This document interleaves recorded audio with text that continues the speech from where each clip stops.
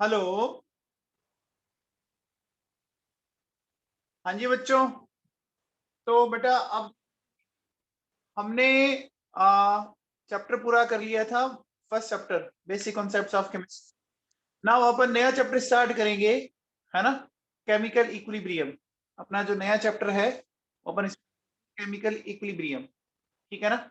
ऊपर देखिए हेडिंग डाली हुई दिख रही है आपको, केमिकल इक्विलिब्रियम। ठीक है ना। तो केमिकल इक्विलिब्रियम अपन स्टार्ट करेंगे। ठीक है ना। तो इसमें देखो बच्चों सुनो। केमिकल इक्विलिब्रियम में सबसे पहले देखिए बेटा, है ना। अपन सबसे पहले इसमें क्या लेंगे?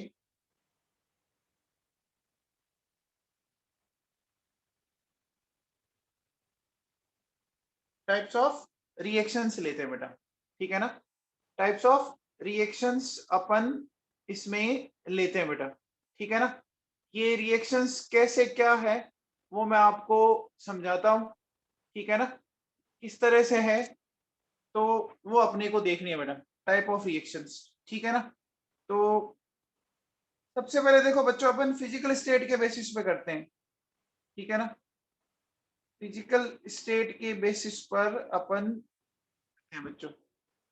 देखिए टाइप ऑफ रिएक्शंस में सबसे पहला लेते हैं नंबर वन।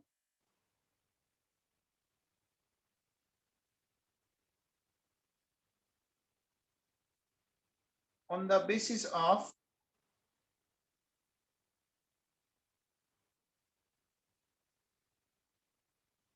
Physical state. ठीक है ना। फिजिकल स्टेट के बेसिस पर कैसे करेंगे? सुनो बच्चों, अपन इसको दो पार्ट में डिवाइड करते हैं। देखो बच्चों, एक होती है बच्चों होमोजीनियस रिएक्शन। जानते हो क्या? होमोजीनियस रिएक्शन जानते हो बच्चों? इसमें क्या होगी बच्चों? ओनली वन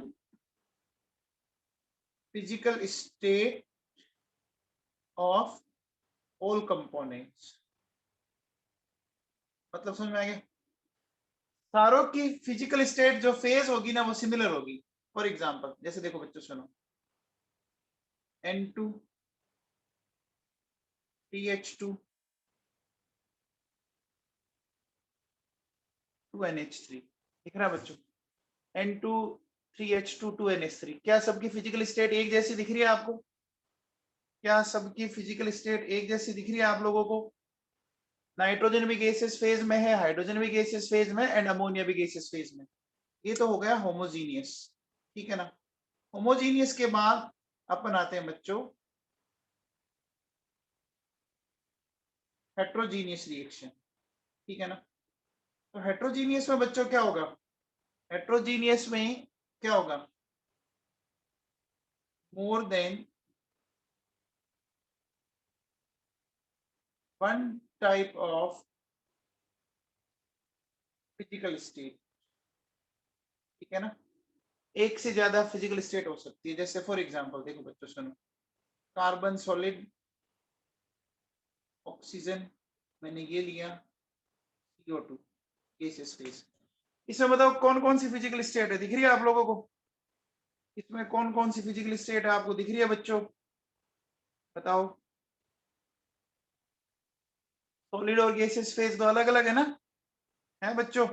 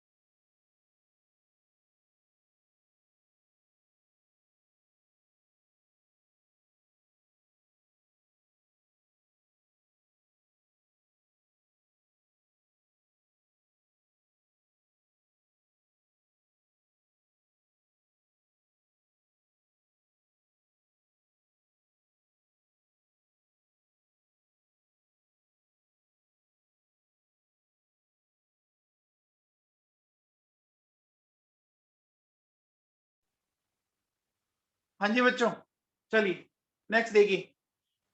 नेक्स्ट बेटा मुझे पता है, मैंने खुद को ही म्यूट किया था, मुझे पता है ना, कोई फोन आ गया तो इसलिए किया था। हाँ जी देखिए, नेक्स्ट है बच्चों, on the basis of absorption और रिलीज ऑफ हीट। ठीक है ना, तो एब्जॉर्प्शन और रिलीज ऑफ हीट के बेसिस पर रिएक्शंस दो टाइप की है। कौन कौन से दो टाइप की है, सुनिए बच्चों। सबसे पहले इसमें आती है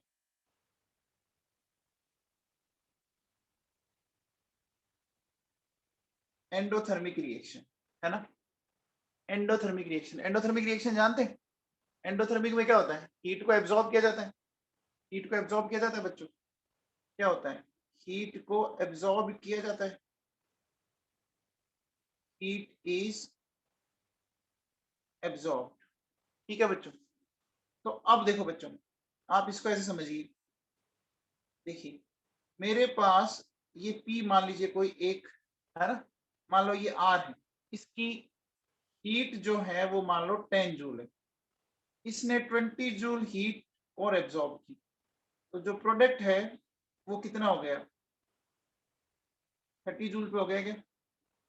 प्रोडक्ट की एनर्जी टोटल कितनी होगी, एनर्जी कंजर्वेशन लगा दी, 10 और 20 दोनों मिला के कितना हो गया, 10 और 20 दोनों मिला के कितना हो गया, 30 हो गया। तो प्रोडक्ट की जो एनर्जी है क्या वो रिएक्टेंट से ज्यादा होगी, बोलो बच्चों।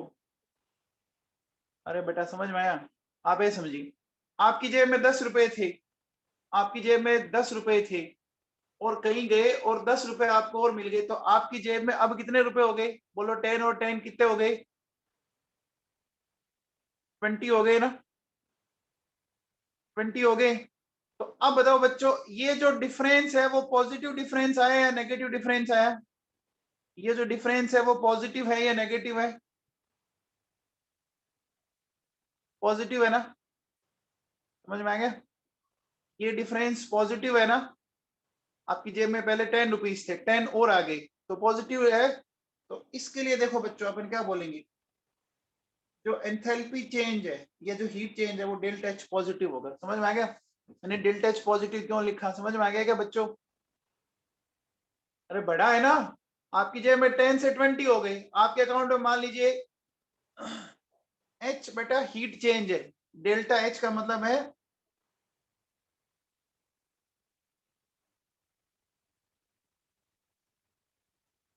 Change in heat. समझ में आ गया, आपके अकाउंट में मान लीजिए पहले सपोज मान लीजिए मैं कहता हूँ 2 लाख रुपए थे, 2 लाख रुपीज थे, 1 लाख रुपीज और डाले तो फाइनली कितने हो गए, 3 लाख हो गए। वो प्लस हुए या माइनस, प्लस हुए या माइनस हुए बच्चों, प्लस हो गए ना बच्चों, समझ में आ गया। तो अगर मान लो कहीं पर ऐसा लिखा हुआ है, ठीक है, अगर मान लीजिए कहीं पर ऐसा लिखा हुआ है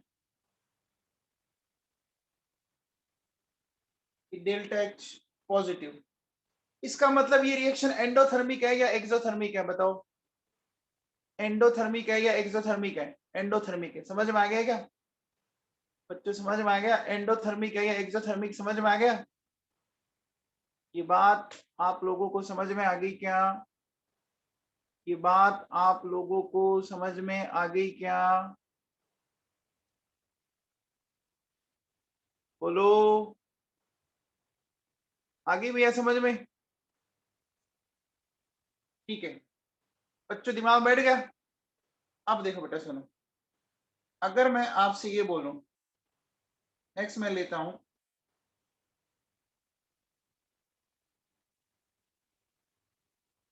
एक्सोथर्मिक रिएक्शन, ठीक है ना।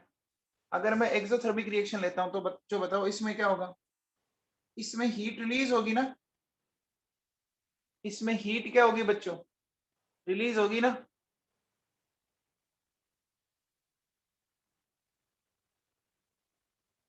पूर्व तंवर, बेटा कभी क्लास टाइम से ज्वाइन करेगा क्या तू, है, हाँ पूर्व तंवर,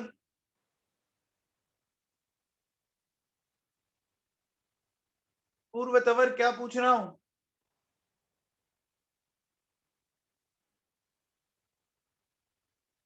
हाँ भैया देखो, इसमें हीट रिलीज होगी, मान लो मेरे पास ये रिएक्टेंट है, ठीक है, इसकी एनर्जी 50 जूल है, ठीक है, और जब ये प्रोडक्ट बना इसकी एनर्जी होगी मान लो 30 जूल, ठीक है। इसका मतलब बच्चों बताओ, इसने 20 जूल एनर्जी रिलीज कर दी।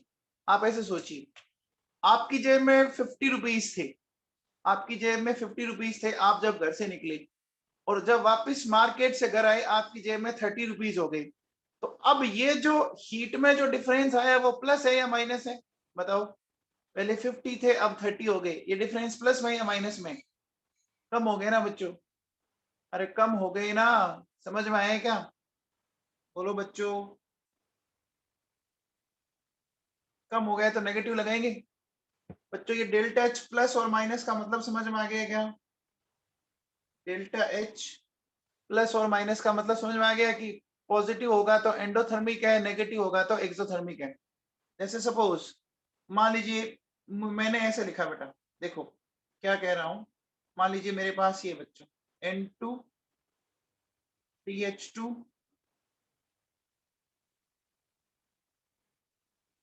2NH3, इसका डेल्टा एच मैंने ऐसे लिखा -46 किलो जूल। इसका मतलब समझा सकते हैं, इसका मतलब समझा सकते हैं कि रिएक्शन एंडोथर्मिक है या एक्सोथर्मिक है, बताओ बच्चों। एंडो एक्सोथर्मिक समझ में आ गई? Endothermic exothermic delta H plus minus का साइन समझ में आ गया आप लोगों को? डेल्टा एच प्लस माइनस का मीनिंग समझ में आ गया आप लोगों को? बोलो बच्चों, सबको क्लियर है? हाँ भैया, ठीक है, चलिए ये बात होगी बेटा आपकी इस तरह से। चलो अभी तक बेटा मैंने दो बताया, एक बताया मैंने फिजिकल स्टेट के बेसिस पर, एक मैंने बताया बच्चों एब्जॉर्प्शन और रिलीज के बेसिस पर। अब आइए बच्चों नेक्स्ट, नेक्स्ट अपन चलते हैं नंबर थर्ड, थर्ड चलते हैं बच्चों।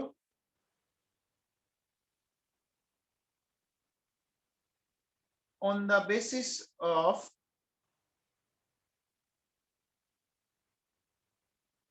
डायरेक्शन ऑफ रिएक्शन, है ना, रिएक्शन के डायरेक्शन के बेसिस पे। आप बताओ बच्चों, डायरेक्शन के बेसिस पर रिएक्शन कितने टाइप की होती है? डायरेक्शन के बेसिस पर कितने टाइप की हो सकती है? दो टाइप की, कौन कौन सी? कौन कौन सी? हाँ very good, reversible and irreversible, है ना, reversible and irreversible, very good. दो होती है बच्चों, इरिवर्सिबल एंड रिवर्सिबल, ठीक है ना। देखो बच्चों दो होती है, कौन कौन सी? इरिवर्सिबल एंड रिवर्सिबल, ये दो टाइप की रिएक्शन है, इरिवर्सिबल एंड रिवर्सिबल, ठीक है।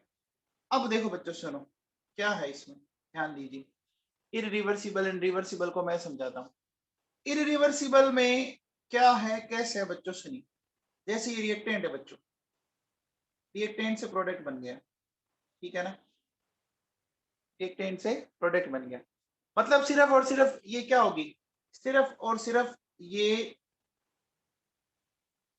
ओनली इन फॉरवर्ड डायरेक्शन, ठीक है ना, केवल और केवल ये एक ही डायरेक्शन में चलेगी। रिएक्शन से क्या, रिएक्टेंट से प्रोडक्ट बनना है, इसको फॉरवर्ड डायरेक्शन बोलते हैं। इधर देखो बच्चों क्या होगा, यहाँ ये क्या है बच्चों कि रिएक्टेंट से प्रोडक्ट भी बनता है और वापस क्या हो सकता है, उल्टा भी पॉसिबल है बच्चों इसका, ठीक है ना, प्रोडक्ट से रिएक्टेंट भी बन सकता है, समझ में आ रहा है? ठीक है ना बच्चों, समझ में आया? अरे बेटा समझ में आया क्या? तो यहाँ क्या है बच्चों, है ना, यहाँ देखो बेटा क्या है, forward and backward direction both. बोलो बच्चों, दोनों में चलेगी ना, दोनों में चलेगी। अब देखो बच्चों, ये होती है फॉरवर्ड, ठीक है ना, और ये होती है बैकवर्ड।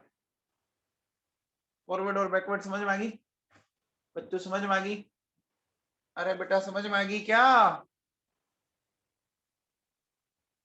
अब देखो बच्चों, इसका मतलब मैं क्या कह सकता हूं, ये होगी यूनिडायरेक्शनल, है ना, यूनिडायरेक्शनल रिएक्शन, ये क्या हो गई, ये हो गई by directional.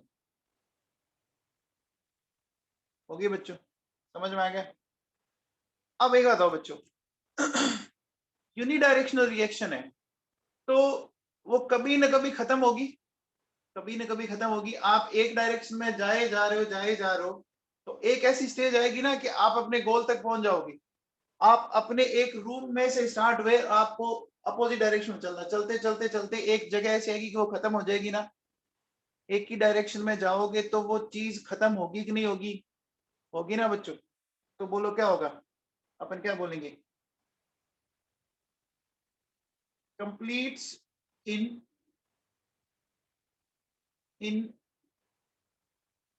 Completes in finite time, है ना, या डेफिनेट टाइम, ऐसा बोल सकते हैं, कंप्लीट्स इन डेफिनेट टाइम।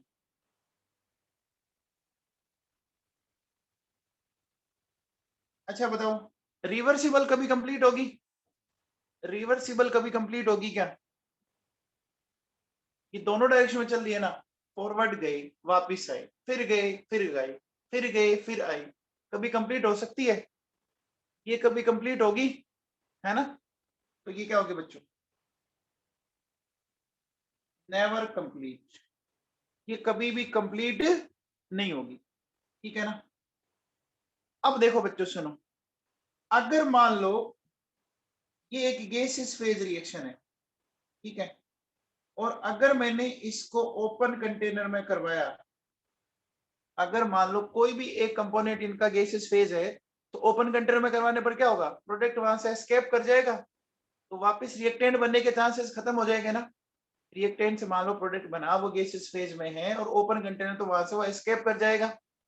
लेकिन अगर बच्चों यही मैंने क्या किया बच्चों, देखो सुनो, ये जो है ये गैसियस फेज की इक्वेशन है, ठीक है, अब मैंने इसको बच्चों क्लोज कंटेनर में करवाया, ठीक है, तो क्लोज करने पर बोलो बच्चों, प्रोडक्ट से वापस रिएक्टेंट बनने की भी पॉसिबिलिटी है ना, प्रोडक्ट से वापस रिएक्टेंट बनने की भी पॉसिबिलिटी है कि नहीं है ना बच्चों? मेरी बात आप समझ पा रहे हैं? मेरी बात आप समझ पा रहे हैं? तो अगर कोई भी कंपोनेंट गैसियस फेज में है, कोई भी कंपोनेंट अगर गैसियस फेज में है, तो अगर वो ओपन कंटेनर में है तो वो इरिवर्सिबल, और अगर वो क्लोज कंटेनर में है तो वो रिवर्सिबल। क्या समझ में आया ये मामला आपको? क्या ये मामला आपको समझ में आया? बोलो बच्चों, चलो अब देखो बच्चों, आप ये बताओ बच्चों, एक बात बताइए कि क्या इरिवर्सिबल में कोई इक्विलिब्रियम स्टेट आएगी? इरिवर्सिबल में कोई इक्विलिब्रियम एस्टेब्लिश होगा? कभी नहीं हो सकता ना, क्योंकि रिएक्शन खत्म हो जाएगी। इसी चैप्टर में हमें पढ़ना है कि इक्विलिब्रियम होता है क्या है ना? तो बोलो बच्चों क्या होगा? Equilibrium state is not there, है ना? बोलो बच्चों, equilibrium state is not there, समझ में आ गया बेटा? समझ में आ गया? यहाँ क्या होगा? Equilibrium will establish. बोलो बच्चों, होगा इक्विलिब्रियम का एस्टेब्लिशमेंट होगा। बोलो, इक्विलिब्रियम होगा वहां पे। बच्चों डिफरेंस समझ में आया क्या आप लोगों को? आप लोगों को डिफरेंस समझ में आया? आप लोगों को डिफरेंस समझ में आया क्या? किसी को कोई डाउट है इसमें? किसी को कोई डाउट?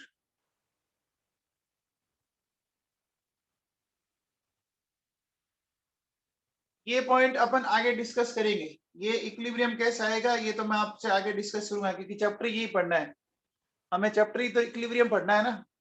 अरे नाम देखो क्या इस चैप्टर का, केमिकल इक्विलिब्रियम। अभी इक्विलिब्रियम कैसे आएगा कैसे नहीं आएगा ये मुझे समझाना है। ये वाला पॉइंट अपन आगे डिस्कस करेंगे, इक्विलिब्रियम स्टेट आने दो, मैं आपको समझाऊंगा, ठीक है ना? चलो अब आगे चलते हैं बच्चों। नेक्स्ट नेक्स्ट मैं आता हूं रेट ऑफ रिएक्शन के ऊपर, है ना? Rate of reaction that is R. जानते हो बच्चों रेट ऑफ रिएक्शन क्या होता है? रेट ऑफ रिएक्शन क्या होता है, देखो बच्चों समझो। मान लीजिए मेरे पास कोई रिएक्शन है, ठीक है ना, मेरे पास कोई रिएक्शन है, उसमें रिएक्टेंट से प्रोडक्ट बन रहे हैं। तो एक बात हो बच्चों, जैसे जैसे टाइम बढ़ेगा तो रिएक्टेंट की जो कॉन्सेंट्रेशन है जो कम होगी एंड प्रोडक्ट की कॉन्सेंट्रेशन बढ़ेगी क्या? बोलो बच्चों। रिएक्टेंट की अमाउंट या कॉन्सेंट्रेशन कम होगी बच्चों एंड प्रोडक्ट की बढ़ेगी कि नहीं बढ़ेगी? बढ़ेगी। बोलो बेटा। रिएक्टेंट किस में कन्वर्ट होता है? रिएक्टेंट किस में कन्वर्ट होता है बच्चों बताओ?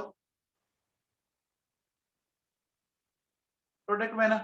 तो रिएक्टेंट कम होता जाएगा, प्रोडक्ट बढ़ता जाएगा, मतलब दोनों की कॉन्सेंट्रेशन में चेंज आ रहा है, दोनों की कॉन्सेंट्रेशन में चेंज आ रहा है। इस चेंज को जो टाइम लग रहा है ना, चेंज को अगर टाइम से डिवाइड कर दें तो ये रेट ऑफ रिएक्शन हो जाएगी बच्चों। समझ में आ गया क्या? ठीक है ना।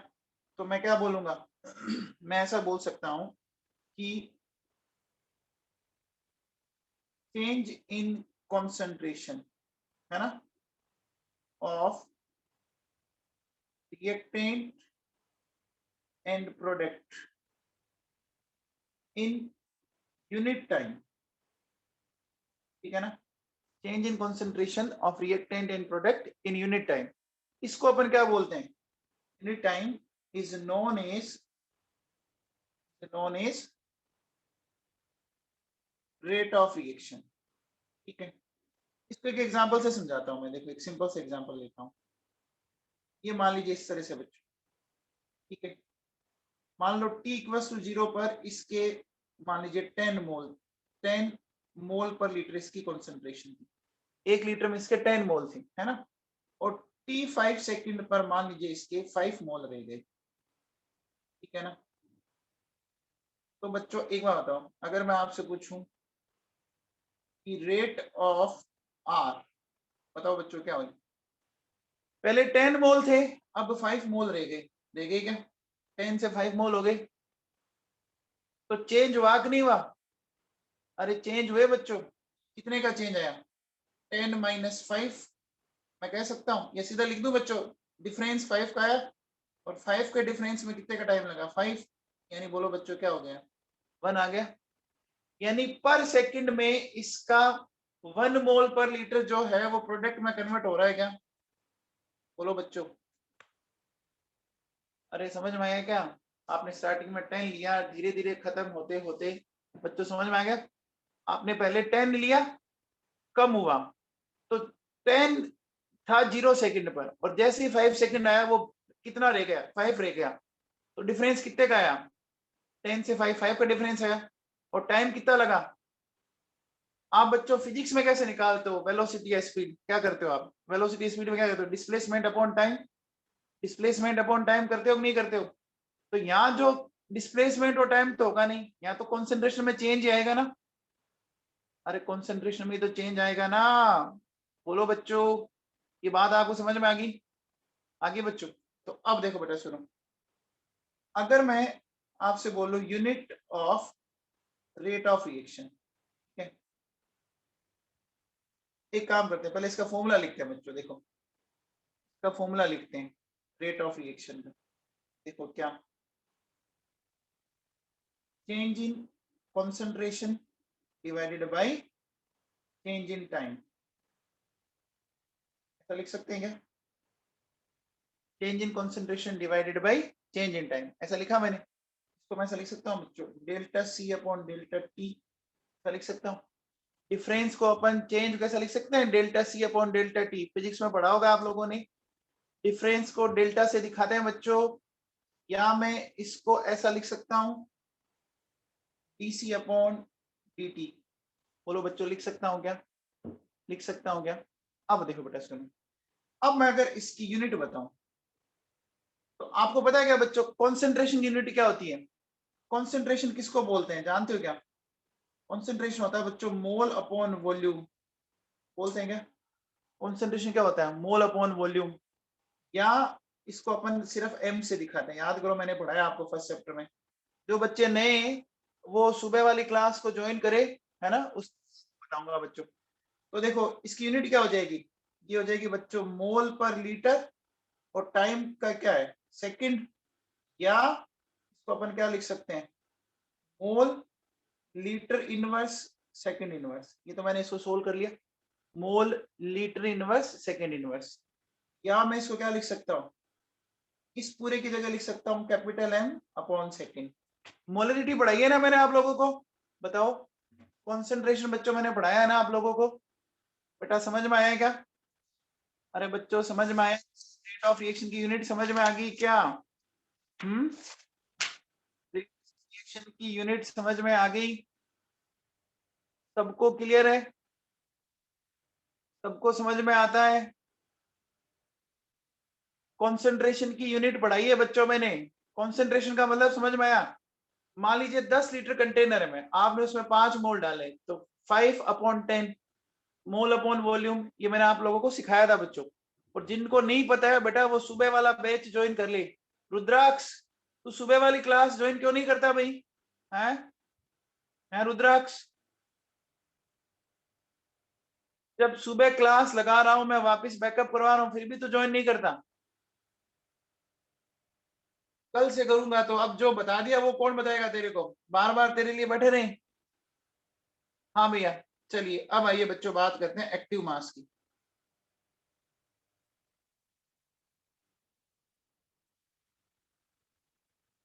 एक्टिव मास की बात करते हैं, है ना?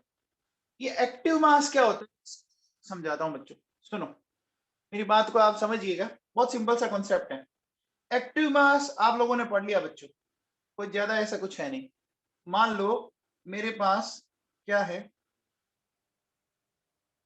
ये बच्चों आपने पढ़ लिया, आपको अभी पता लग जाएगा कि ये क्या है। मान लो ये 10 लीटर वॉल्यूम है मेरे पास, ठीक है, और इसमें मान लीजिए 5 मोल है, ठीक है ना? तो बच्चों बताओ 10 लीटर में कितने मोल है, 10 लीटर वॉल्यूम में कितने मोल है बच्चों बताओ? 5 है ना? तो 1 लीटर में क्या हो जाएगा 5/10। तो 1 लीटर के अंदर ये जो आए ना मोल, इसी को एक्टिव मास कहते हैं, बस सिंपल सी बात है, समझ में आ गया बच्चों? ठीक है ना? 1 लीटर के अंदर जो मोल्स आएंगे ना, उसी को अपन क्या बोलते हैं, उसी को अपन बच्चों एक्टिव मास बोलते हैं। समझ में आ गया क्या? बोलो बच्चों, बोलो।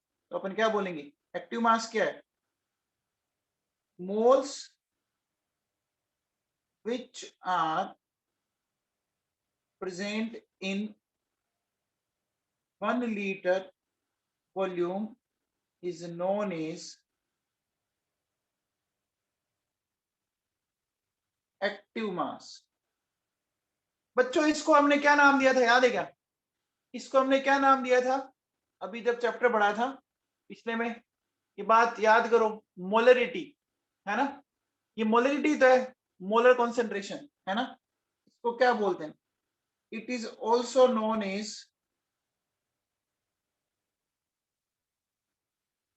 मोलरिटी और मोलर कॉन्सेंट्रेशन। समझ में आ गया? It is also known as molarity और मोलर कॉन्सेंट्रेशन। तो देखो बच्चों, एक्टिव मास जो है ना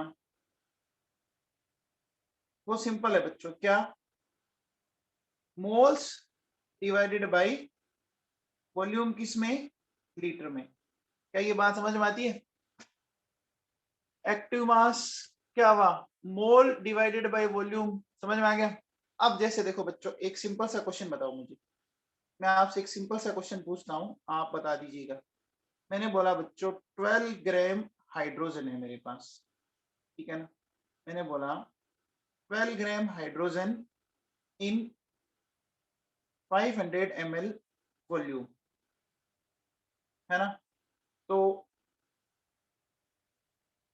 एक्टिव मास ऑफ हाइड्रोजन बताना है। तो अब देखो बच्चों, बहुत ही सिंपल सा कंसेप्ट है, क्या करेंगे, हमें 12 ग्राम हाइड्रोजन दे रखी है ना, 12 ग्राम हाइड्रोजन दे रखी है ना, तो पहले क्या करना पड़ेगा बच्चों? पहले मुझे 12 ग्राम हाइड्रोजन के मोल बनाने पड़ेंगे। बोलो बच्चों, मोल्स ऑफ हाइड्रोजन कैसे निकालोगे? आपको 12 ग्राम गिवन है। मोल निकालने के लिए क्या करना पड़ता है, याद है क्या? मोल निकालने के लिए हमें क्या करना पड़ता है बच्चों, मैंने समझाया था आप लोगों को, एमडी करनी पड़ती है डिवाइड। तो 12 को मैं इसके फॉर्मूला मास से डिवाइड कर दूंगा 2 से, क्योंकि इसका फॉर्मूला मास ये होता है 2 ग्राम पर मोल। ये 6 आ गया, 6 आ गया बच्चों। अब देखो बेटा, अगर मैं आपसे बोलूं एक्टिव मास ऑफ हाइड्रोजन, देखो मोल है 6। अब बताओ बच्चों 500 ml है, तो 500 ml को लीटर में कन्वर्ट करने के लिए डिवाइड बाई 1000 करेंगे। सोल्व करने पर क्या ये 12 आ जाएगा? क्या ये 12 आ जाएगा?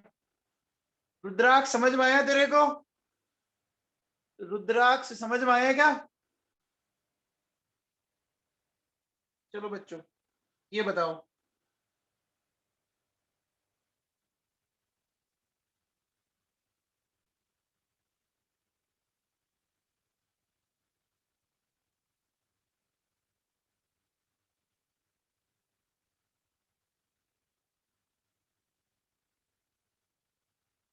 अब बताओ, आपको ये कह रहा है कि मेरे पास 28 gram molecules, 28 gram molecules of nitrogen in 10 litre है, ठीक है ना?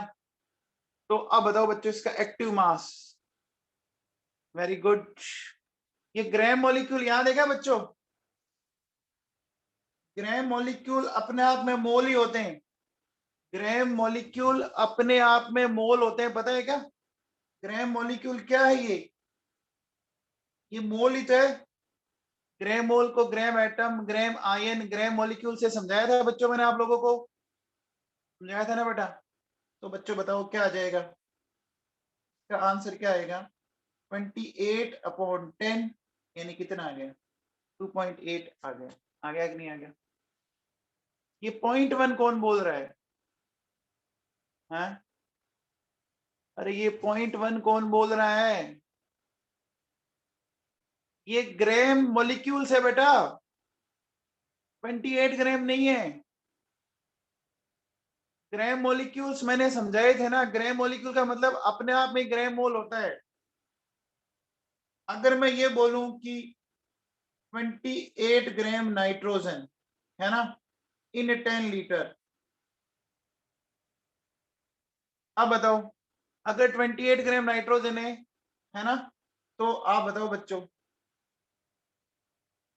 अब अलग बात है बच्चों, अब अलग बात है, समझ में आएगी क्या? अरे बेटा मैंने आपको इतना अच्छे से समझाया था, ग्राम मोल को ग्राम मॉलिक्यूल भी बोलते हैं, ग्राम आयन भी बोलते हैं, समझाया है ना? देखो तो पढ़ा तो करा करो यार, कई बच्चे तो पढ़ते ही नहीं है यार। अब देखो बच्चों एक्टिव मास क्या हो जाएगा, देखो बच्चों सुनो, सबसे पहले मोल्स ऑफ नाइट्रोजन 28/28 ये 1 हो गया। अब कहेगा सर ऊपर भी 28 है। अरे बच्चों एक बार पता है क्या, कोई बोलता है कि मुझे 28 रुपीज मिलता है, कोई बोलता है मुझे 28,000 मिलता है, कोई बोलता है मुझे 28 करोड़ मिलता है, कोई बोलता है मुझे 28 लाख मिलते हैं। सिर्फ इससे नहीं होगा, आगे जो यूनिट लिखी है उस पर डिपेंड करता है, पता है ना? वहां मैंने लिखा है ग्राम मॉलिक्यूल, ध्यान दीजिए, वहां मैंने लिखा है ग्राम मॉलिक्यूल, पूरा ध्यान दो आप। दिख रहा है क्या? और यहां सिर्फ क्या लिखा हुआ है? सिर्फ ग्राम लिखा हुआ है, डिफरेंस है, चेक करो। तो एक्टिव मास क्या हो गया? 1/10, इट विल बी 0.1। क्लियर है क्या? अरे क्लियर है क्या ना बाबू?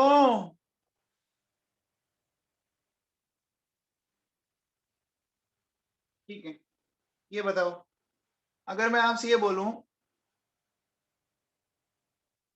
देखो मेरे पास 10 लीटर वॉल्यूम है, इस 10 लीटर वॉल्यूम में क्या क्या है मेरे पास? मेरे पास है देखो बच्चों, सबसे पहले 14 ग्राम नाइट्रोजन, ठीक है, 14 gram nitrogen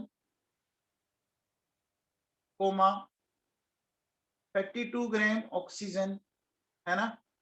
and 4 gram methane. ठीक है, ये दे रखा है। तो calculate active mass of each gas, है ना। आपको हर एक का एक्टिव मास फाइंड आउट करना है। बताओ। अच्छा, एक चीज और सुन लो बच्चों, देखो जो है ना एक्टिव मास है ना, उसका सिंबल क्या होता है? सिंबल ऑफ एक्टिव मास ये होता है बच्चों, ऐसे ब्रैकेट में लगा के, जैसे सपोज मैंने ये लिख दिया, इसका मतलब क्या है? इसका मतलब ये है कि एक्टिव मास ऑफ नाइट्रोजन। समझ में आ गया? ठीक है ना।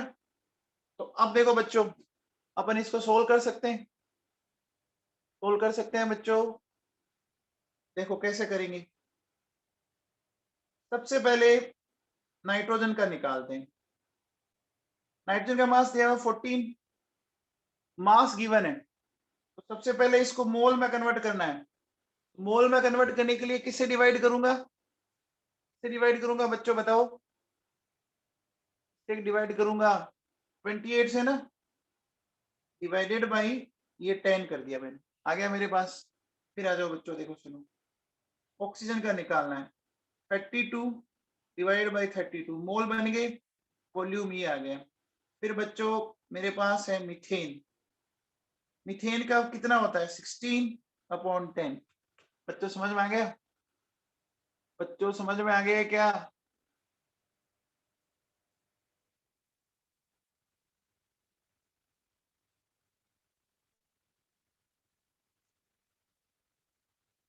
बेटा मॉलिक्यूलर मास निकालना तो आता होगा ना? मॉलिक्यूलर मास निकालना तो आता होगा ना? सिखाया मैंने। अभी मैंने बैकअप क्लास कम से कम 3-4 बार लगा दी। बैकअप क्लास मैंने कम से कम 3-4 बार लगा दी बच्चों। ठीक है ना। यहाँ तक कोई डाउट है क्या? यहाँ तक कोई डाउट है क्या? जल्दी से बता दो एक्टिव मास में, पहले यहाँ तक कोई डाउट है क्या किसी को?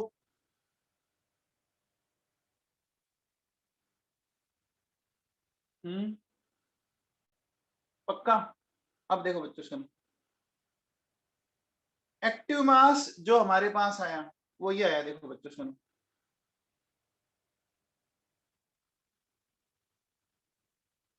ये आया क्या? मोल डिवाइडेड बाई वॉल्यूम, किस में? लीटर में। मोल का मोल कैसे निकालते हैं? देखो बच्चों कैसे निकालते हैं क्या? मास अपॉन मॉलिक्यूलर मास, है ना, वॉल्यूम लीटर में, ऐसे लेते हैं बच्चों। ऐसे निकालते हैं क्या? बोलो बच्चों। मोल कैसे निकालते हैं? मास अपॉन मॉलिक्यूलर मास, यही तो किया है ना। मोल निकालने के लिए करते हो बच्चों। अब एक बात बताओ बेटा, एक चीज बताओ, इस चीज को आप क्या बोल सकते हो बताओ? मास अपॉन वॉल्यूम, ये टर्म क्या है? ये टर्म क्या है? मास अपॉन वॉल्यूम को क्या बोल सकते हैं? डेंसिटी बोल सकते हैं। तो मैंने इसको बोला बच्चों डेंसिटी, तो मैंने बोला डेंसिटी बाई मॉलिक्यूलर मास, बोल दिया क्या? डेंसिटी अपॉन मॉलिक्यूलर मास बोल दिया मैंने। अच्छा एक चीज बताओ बच्चों, सॉलिड और लिक्विड का वॉल्यूम कांस्टेंट होता है क्या? बताओ बच्चों, सॉलिड और लिक्विड का वॉल्यूम कांस्टेंट होता है? ऐसा आपने लोअर क्लासेस में पढ़ा होगा। बोलो बच्चों, सॉलिड एंड लिक्विड का वॉल्यूम कांस्टेंट होता है, तो इनका वॉल्यूम कांस्टेंट है। अच्छा बताओ, अगर वॉल्यूम कांस्टेंट है तो इनकी डेंसिटी भी क्या होगी बच्चों? इनकी डेंसिटी भी कांस्टेंट है। बोलो बच्चों, इनकी डेंसिटी भी कांस्टेंट है क्या?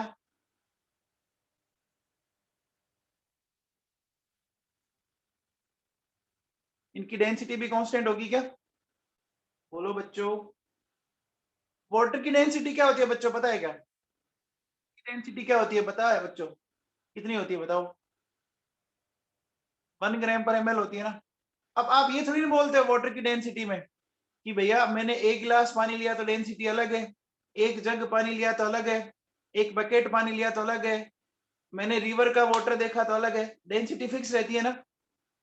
अरे डेंसिटी फिक्स रहती है ना बच्चों, क्योंकि डेंसिटी का फॉर्मूला होता है मास अपॉन वॉल्यूम। जैसे जैसे आप मास बढ़ाओगे तो वॉल्यूम भी बढ़ेगा ना। आप बच्चों से जैसे सपोज 1 लीटर घी लेके आए, ठीक है, उसका मास।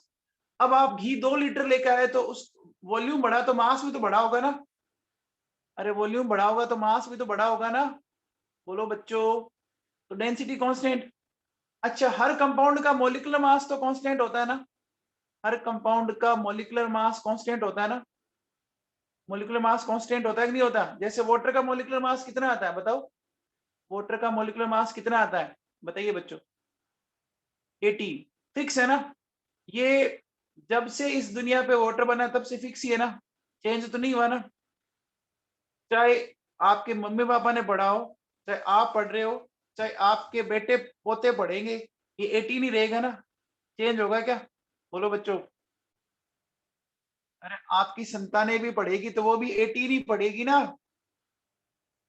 समझ में आ गया मामला। तो मुझे बताओ बच्चों, जब डेंसिटी और मॉलिक्यूलर मास दोनों चीजें कांस्टेंट है, तो क्या मैं ऐसा बोल सकता हूं, क्या मैं ऐसा बोल सकता हूं कि सॉलिड एंड लिक्विड का एक्टिव मास कांस्टेंट आएगा। बोलो बच्चों। सॉलिड एंड लिक्विड का एक्टिव मास कांस्टेंट आएगा, क्या ये बात सही है क्या। अच्छा बच्चों, अगर मैं अगर मैं ऐसा बोलूं कि ऐसा गैसेस के लिए पॉसिबल नहीं है, पर्टिकुलर गैस के लिए पॉसिबल है क्या। ऐसा गैसेस के लिए पॉसिबल है क्या। नहीं है ना।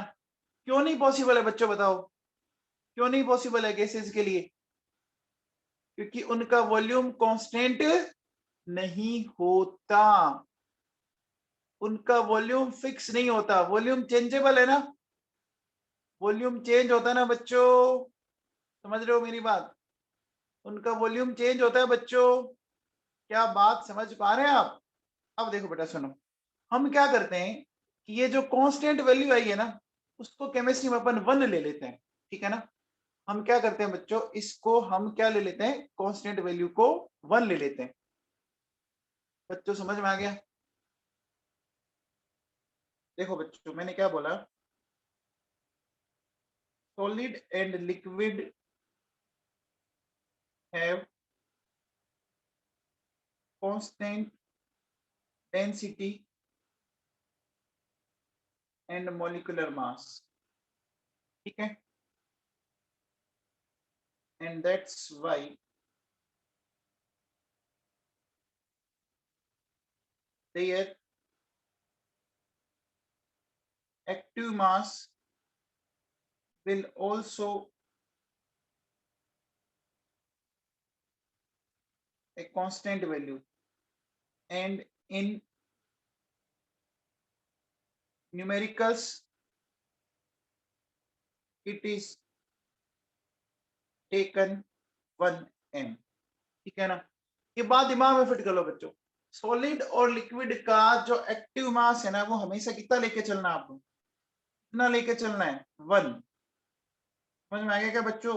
ये कांस्टेंट है, कांस्टेंट की वैल्यू 1 भी तो होती है ना। तो साइंटिस्ट ने इनकी वैल्यू 1 असाइन कर दी। बच्चों ये बात समझ में आ गई क्या। बच्चों ये बात समझ में आ गई क्या। बच्चों ये बात समझ में आ गई। अब देखो बेटा एक बात बताओ, मैं आपसे एक सिंपल सा क्वेश्चन पूछता हूँ कि मेरे पास देखो बेटा ये कैल्शियम कार्बोनेट है, ठीक है। कैल्शियम कार्बोनेट मैंने लिया 100 ग्राम, ठीक है। ये सॉलिड है, कैल्शियम ऑक्साइड है ना। ये मैंने लिया आपका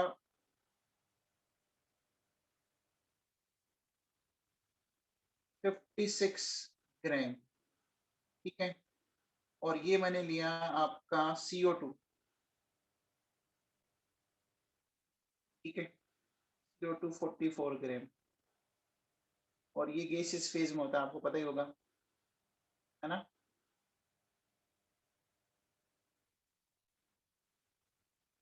अब बताओ बच्चों, इसमें से किन किन स्पीसीज का एक्टिव मास 1 आएगा। बताओ बच्चों, किन किन का एक्टिव मास 1 आएगा। 2 का आएगा ना बच्चों। Calcium carbonate and calcium oxide. क्यों आएगा, क्यों आएगा बच्चों, समझ में आ रहा है क्या? देखो ये सॉलिड है बच्चों, ये सॉलिड है। मान लो अगर मैं कहता ये 10 लीटर कंटेनर है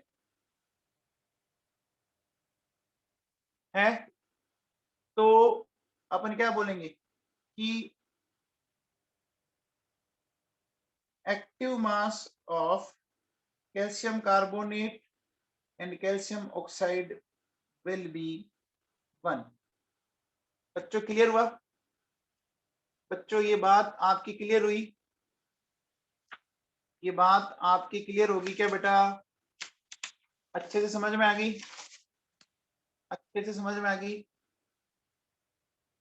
ठीक है, चलिए अब अपन नेक्स्ट टॉपिक पे चलते हैं। एक टॉपिक लेते हैं बच्चों,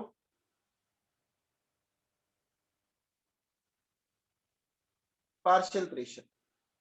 ये पार्शियल प्रेशर क्या होता है बच्चों, बता सकते हो आप? ये पार्शियल प्रेशर क्या होता है, बता सकते हैं आप लोग?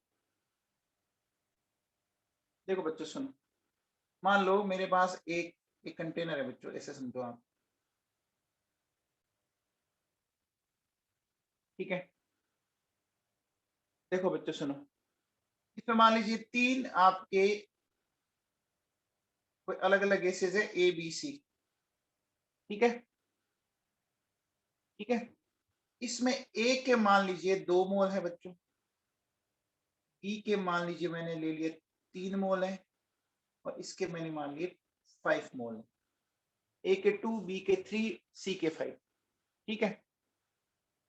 अब देखो बच्चों सुनो, अगर इसमें मैं बोलूं कि टोटल प्रेशर 50 एटीएम है, ठीक है ना? तो इस 50 एटीएम में जो प्रेशर ए ने लगाया वो ए का पार्शियल प्रेशर, जो प्रेशर बी ने लगाया वो बी का पार्शियल प्रेशर, जो प्रेशर सी ने लगाया वो सी का पार्शियल प्रेशर। समझ में आ गया? अरे बच्चों समझ में आ गया क्या?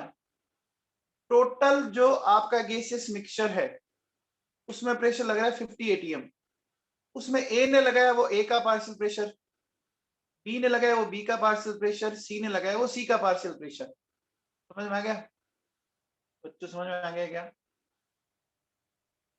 बोलो। अब देखो बच्चों, अपन कैसे कैलकुलेट करेंगे, ए ने कितना लगाया वो मैं आपको समझाता हूं। देखो बेटा,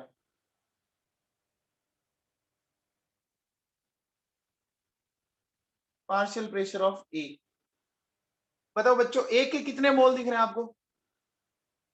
ए के मोल बताओ कितने दिख रहे हैं? 2 दिख रहे हैं। टोटल मोल कितने दिख रहे हैं? टोटल मोल कितने दिख रहे हैं? टोटल गैसियस मोल कितने दिख रहे हैं बच्चों? 10 दिख रहे हैं। इनटू कर दो बच्चों टोटल प्रेशर, ये आ गया बच्चों 10 एटीएम, ठीक है? अब देखो बच्चों, partial pressure of B find out करना है। बी के कितने मोल दिख रहे हैं बच्चों बताओ? बी के कितने मोल दिख रहे हैं आपको? 3 दिख रहे हैं। टोटल मोल 10 इंटू 50, ये क्या हो गया बच्चों? 15 एटीएम, ठीक है? फिर मैंने बोला पार्शियल प्रेशर ऑफ सी, सी के बताओ कितने दिख रहे हैं आपको? 5, 5/10 इंटू 50, 25 एटीएम। अब बच्चों इन सब का एडिशन करो, इन सब का अगर आप एडिशन करते हो तो कितना आएगा बताओ बच्चों? P A, P B and P C, ये कितना आ रहा है? ये बच्चों आपका देखो बच्चों 10 प्लस 15 प्लस 25, क्या 50 एटीएम आ गया? अब समझ में आ गया बच्चों? तो 50 एटीएम में देखो ए ने कितना लगाया प्रेशर, वो ए का पार्शियल प्रेशर, 50 में बी ने जो लगाया वो बी का पार्शियल प्रेशर, जो सी ने लगाया वो सी का पार्शियल प्रेशर। समझ में आया बच्चों? अरे बच्चों समझ में आया? बहुत सिंपल है ना? समझ में आ गया? क्लियर है बच्चों? आपको समझ में आ गई बात अच्छे से? किसी को प्रॉब्लम इसमें? को प्रॉब्लम है बेटा इसमें? अब देखो बेटा सुनो, अब मैं क्या बोलूंगा, तो पार्शियल प्रेशर का फॉर्मूला समझ में आया?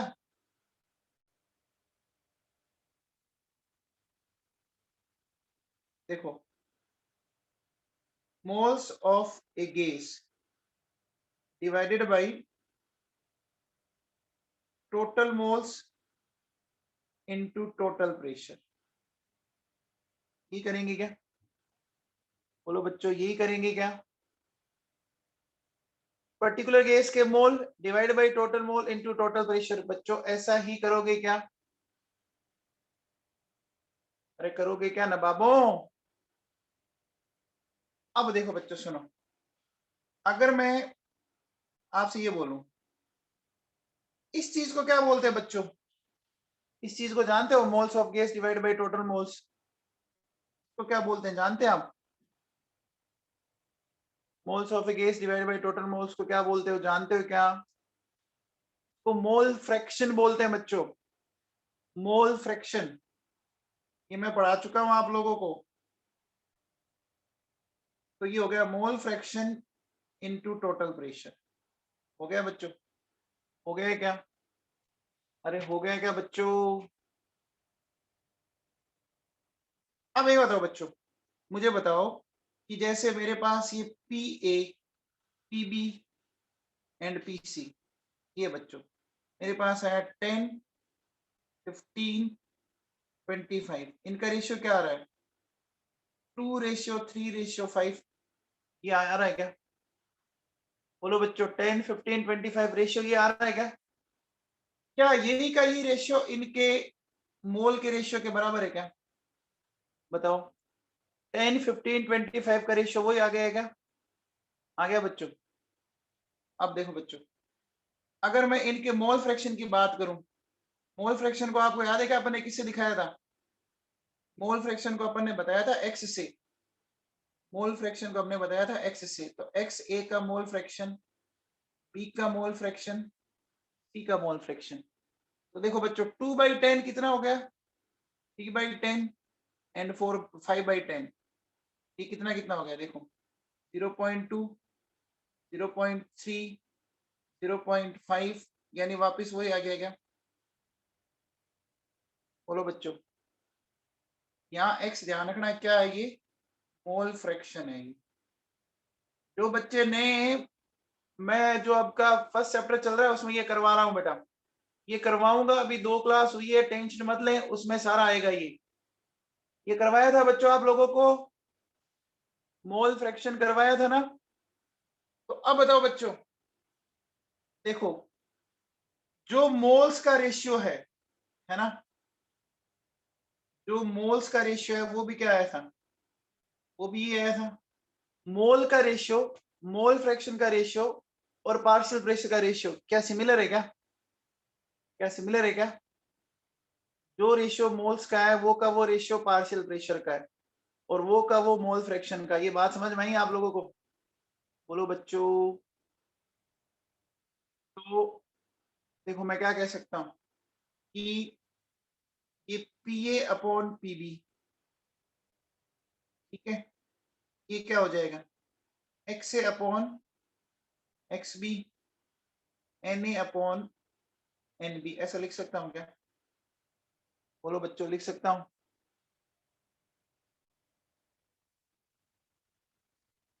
ऐसा लिख सकता हूँ क्या? बोलो बच्चों, मोल फ्रैक्शन का रेशियो हमेशा जो मोल्स का रेशियो होगा या मोल फ्रैक्शन का रेशियो होगा उनके इक्वल होगा क्या? बोलो बच्चों, अपन क्या कह सकते हैं? Ratio of partial pressure of any two gases is equal to ratio of their moles और मोल फ्रैक्शन। अब देखो बच्चों सुनो, इसका नीट में क्वेश्चन आया था बच्चों, मैं आपको इसका क्वेश्चन बताऊं? एक मिनट रुको, नीट में इस पर क्वेश्चन आया था बच्चों।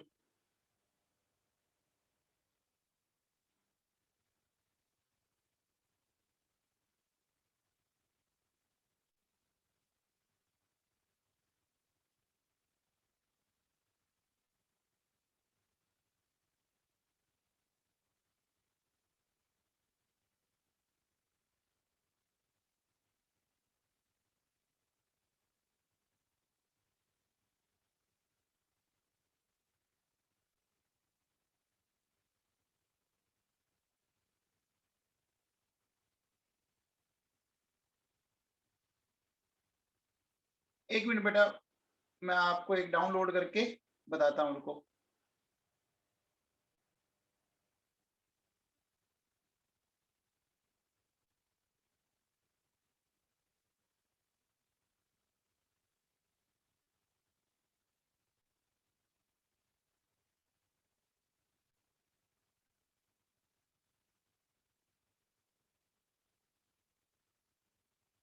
देखो इस पे जो क्वेश्चन आया था ना, वो मैं आपको बताता हूँ बच्चों।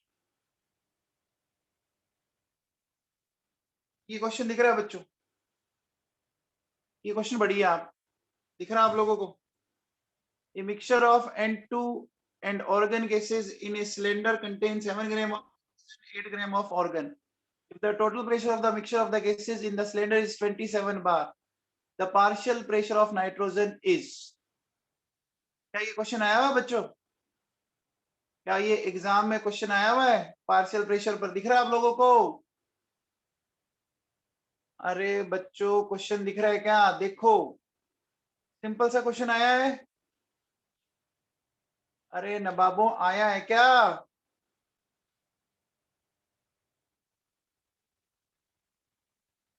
ये देखो ये क्वेश्चन बच्चों अभी आया था ये 2020 में।